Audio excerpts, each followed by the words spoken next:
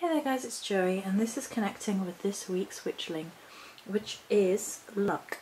So from the book we have, with a clear direction for what you want to achieve, you're summoning energies that bring good luck.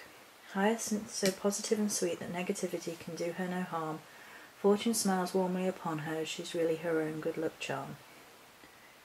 Positive attitude, integrity and patience naturally attract good luck.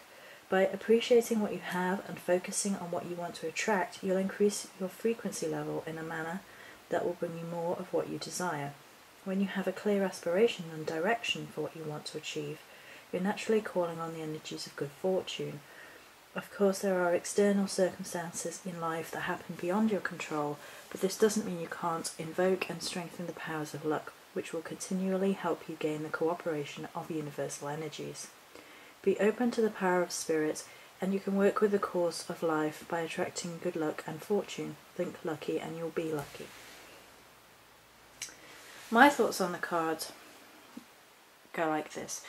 It's one of the very pretty cards in the deck, and it actually adorns the cover of the booklet. And I think it's perhaps one of the most approachable images, and yet one of the most difficult to actually pin down what it is about this image. And I think that's good within the realms of when we're discussing luck, because what considered to be lucky and what luck is kind of changes depending on the person, their experiences, the culture that is looking at luck. Things that are associated with luck in different places of the world change completely, and what can be considered lucky or not.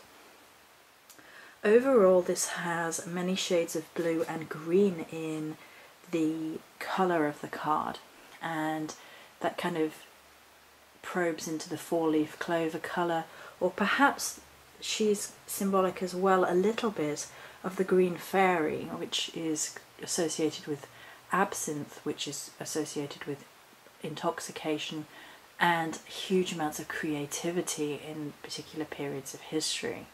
And therefore the energy of creating your own luck, of creating your own world in which to be lucky, comes into that. But so does the idea of you can be overly intoxicated with your own luck, which is sort of a warning to gamblers and things of getting too intoxicated by having a lucky streak, and the sort of downside of that, as well as giving us something to, you know, a little bit of a warning but not much.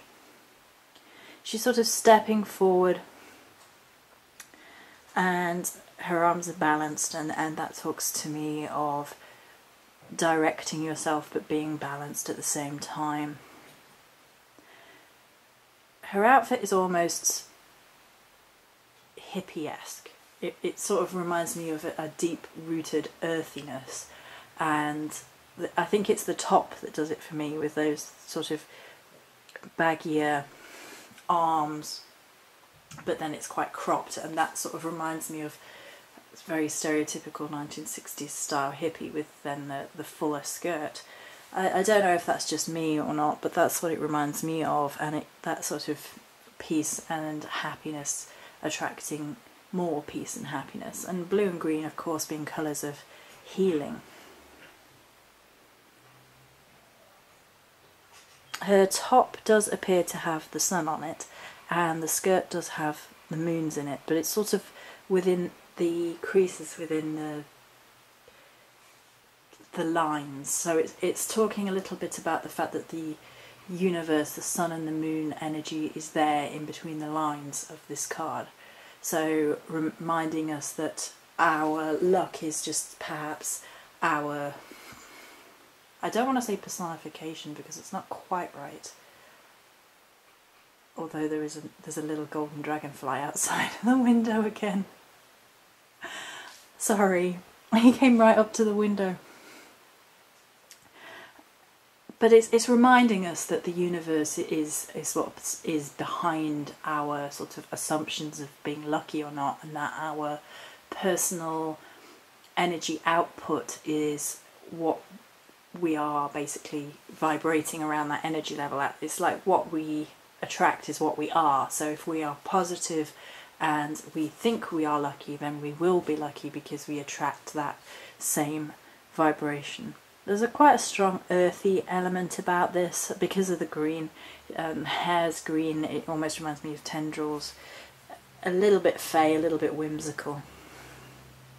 But it is really difficult to actually pin down much more about this card, and I think it's going to be one of those cards where individuals see what they want to see, which kind of puts me in the mind that luck is what you make of it. So that's going to be it for this video. Many blessings.